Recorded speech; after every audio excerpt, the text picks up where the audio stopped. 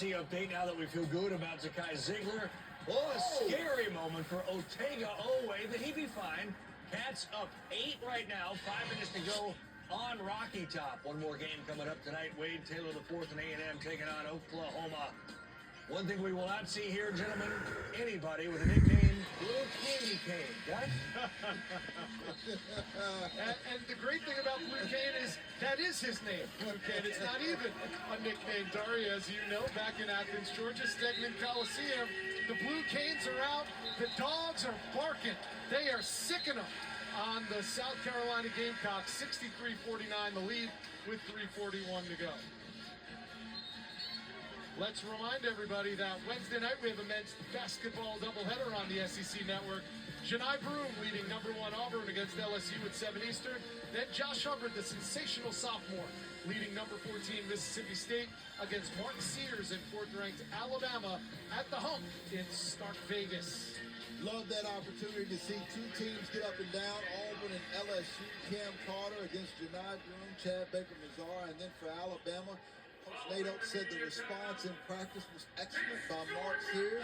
They've got everything going in the right direction, but when you face Coach Chris Jans and the Mississippi State Bulldogs, it's always a tough battle. South Carolina already lost twice to Mississippi State. Their most recent loss, a 5-point heartbreaker in overtime. And speaking of Alabama, that's the next contest for these Georgia Bulldogs. They go to Titletown to take on the Crimson Tide, and then they're back here against LSU and the aforementioned Mississippi State Bulldogs.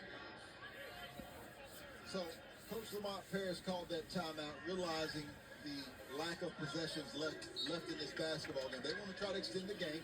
They're extending their pressure. They're going to need some help from Georgia, who's been turnover prone. And there is a 5-second call by Orlando's Poole. So that's a Georgia turnover. That's number 9. Oh! We've got Mike White working Joe Lindsay at one end. How? The How did the turnover? No surprise there, right? Teams.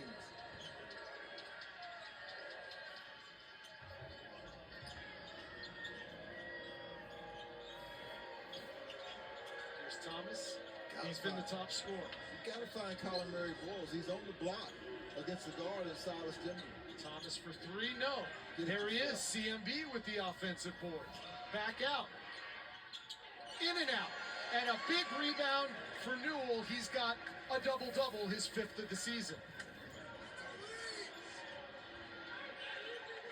And I should mention this now before another potential Georgia turnover. They had 9 tonight. That's the number that Mike White told us. That wouldn't it be great to have an SEC game where we only commit something like 9 turnovers? 7 to 9 turnovers, yeah. There's Demery in amongst the trees, out of bounds. And it is going to be South Carolina basketball. You know, number 23 for South Carolina that took that last jump shot as a 4-star prospect. Just went in and out. He could do some things offensively. Oh, my goodness. Colin Murray Boyles with an exclamation point of a 2. And now some pressure from the Gamecocks. Georgia practiced against this today in shoot-around. They get it all alone to Blue Cane. Oh my goodness. And there they go. Excellent job of handling the pressure. That might be the play of the game.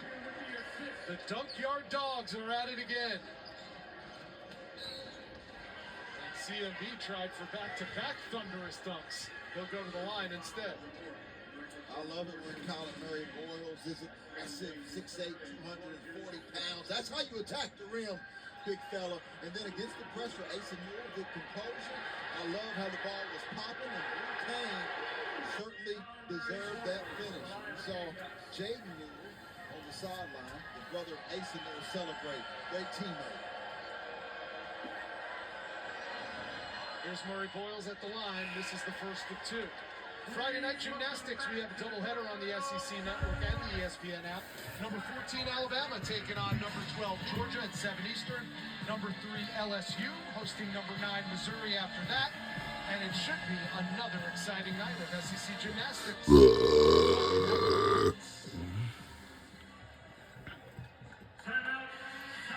So the dunk show continues in the Classic City. Georgia Bulldogs, 6th in the nation in dunk percentage. Cincinnati's the best at about 18%. The Bulldogs dunk about 15% of their field goals made, and Asa Newell has had his fair share of dunks tonight. And as you watch these highlights, Rich, I want to remind you that the young man is 6'11", 220 pounds. Look at his mobility. Look at his versatility. His ability to knock down the three-point jump shot, I think, is what will take him to an even higher level. His athleticism has been outstanding. You can see why the scouts love him. His 5th double-double on the season, and I think what's most impressive are those 3 blocks, because the rim protection that he gives Georgia will only elevate the defense. Him, along with Sumto Surreal and Dylan James tonight, giving that type of rim protection gets them into an exciting opportunity for the NCAA tournament. And Fish, you and I both touched on it earlier. He grew up in Athens until he was about 10 years old. His grandma, Jacqueline Mitchell, his great-grandmother, Eileen Breedlove, both worked on the UGA campus here in Athens. So he and his brother Jaden swam at Ramsey Swimming Pool. They ate at Bolton. They took piano lessons on campus. This is their original, as the kids say, their OG homestead. And they've always had that hair. And right now, obviously, Lamont Paris, he's called this timeout. He's trying to extend the game as long as possible. They're going to need some help from Georgia, but Georgia has proven in the past they can turn over the basketball, so I respect them trying to extend the basketball game. Bulldogs just a little over 2 minutes away from icing this game and snapping a 4-game win streak. Oh! Deck, and it's a jump ball. It'll be possession arrow Dogs.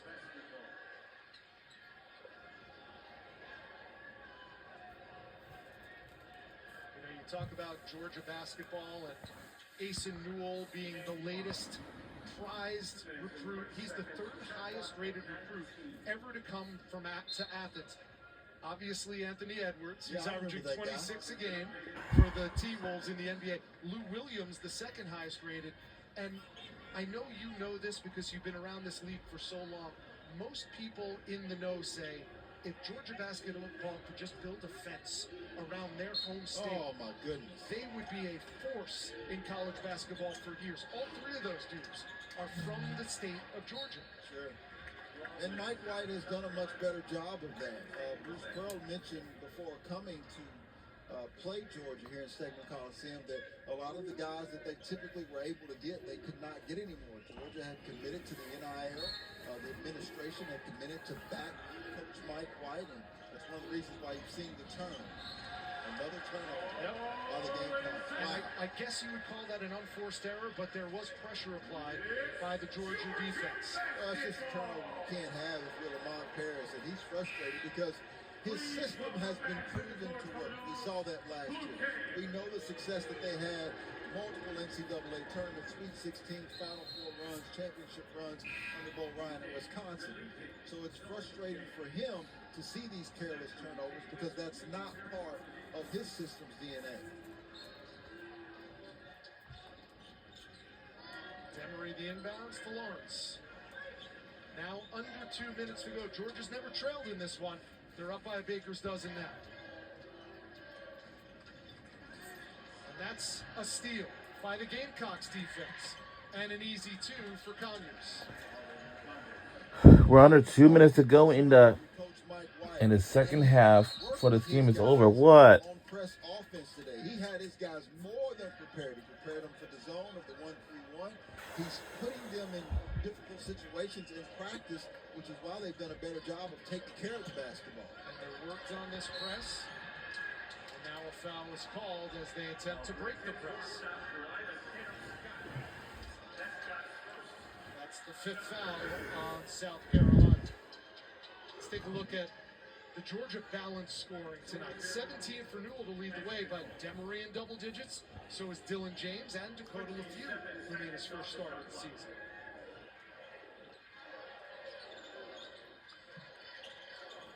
They have the defense that could cause other teams problems. If they get some more offense, this team could be trouble come March. Absolutely. And another turnover, which reminds you of what you saw in the first half versus Florida on the road. They just didn't give themselves a chance because of their turnovers. 18 for the game, and now Mike White is getting frustrated because his team, who he's worked on all week, is acting like they've never seen a press defense full court before. Now that turnover total for the Dogs has gone up to a dozen, and another thunderous dunk from Murray Boyles. He has 15 now. And I like Lamont Parrish using his final timeout. You know, you can't take those timeouts home with you. He's got some momentum going here. Another turnover, and you could get this game, you know, to 6-7 points.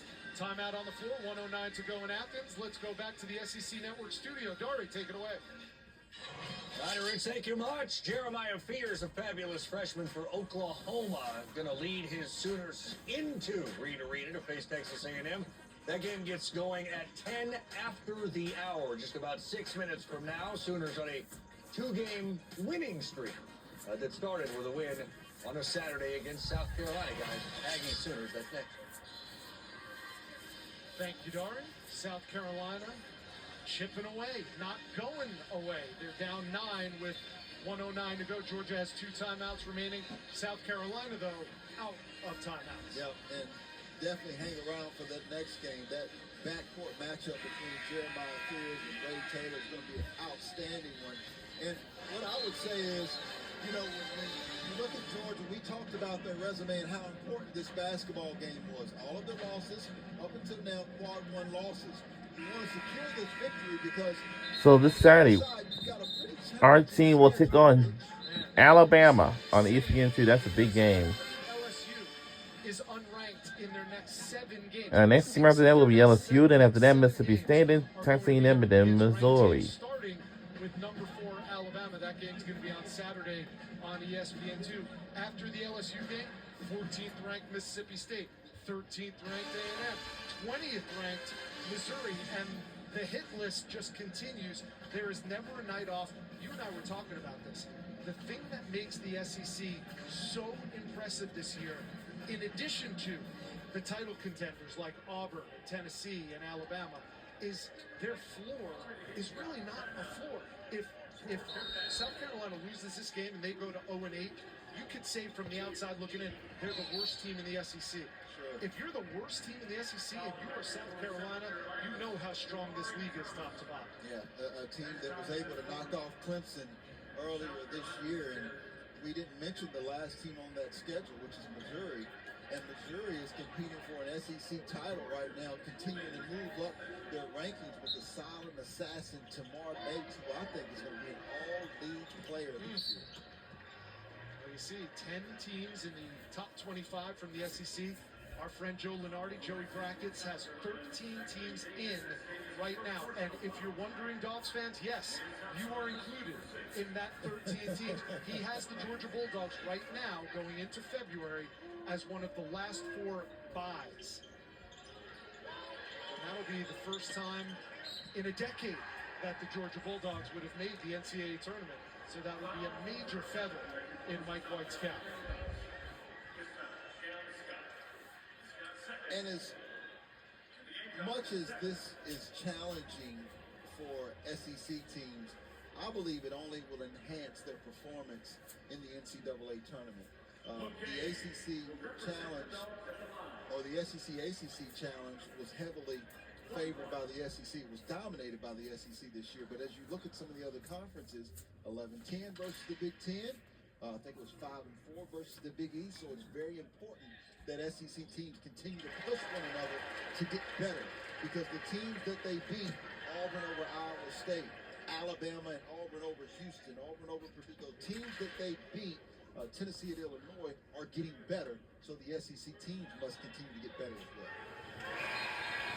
2 for 2 from the stripe for Blue Cane. He has 9. And it's been a good night from the free throw line for the Georgia Bulldogs. 10 for 12 from the stripe tonight.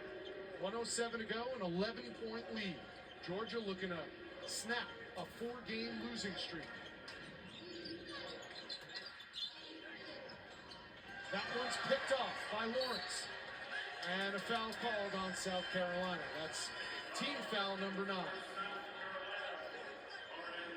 But one thing that you can say about the Georgia Bulldogs is after having 18 turnovers last game, even with the few turnovers they've had recently, the last, say, 2 or 3 minutes, they had 12 tonight, so they showed improvement by 6. If you're South Carolina, you're going to look at this game film and look at every single turnover and say, listen, those are 16 less possessions that we had.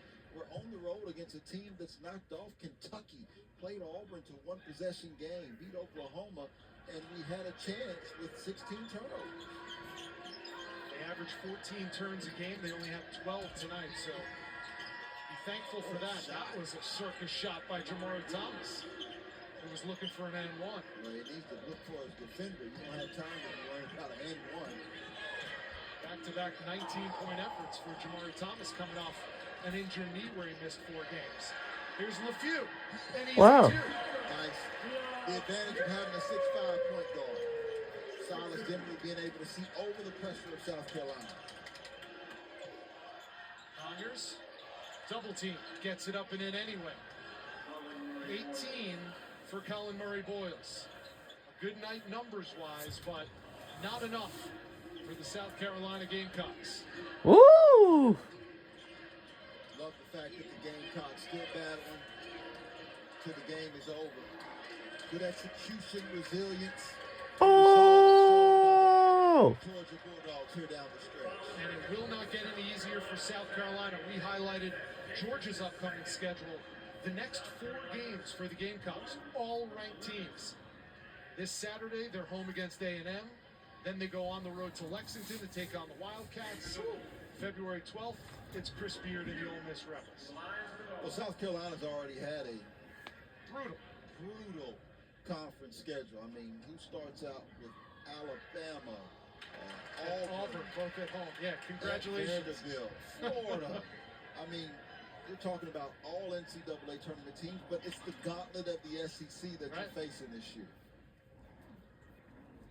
Tremendous coaches, tremendous talent. Yeah, how many times do we forget that? Oh, yeah, Mike White went to the Elite Eight, by the way. Just another one of the guys in the league. That one's stolen away. It's stolen away. Veteran move. Brings it out. That's it. Game is over, and we won the game by 11 points, and the final score is 71-60. Go Georgia Bulldogs all the win. 6 on the season and 3-5 in league play. That'll do it from Athens. And that will do it from Athens, Georgia. It was so long from the Station Coliseum in Athens, Georgia. I'm Rich Allenberg. So long from the Classic City. Now we send you to College Station, Oklahoma, and Texas A&M. Thank you, Rich Allenberg. We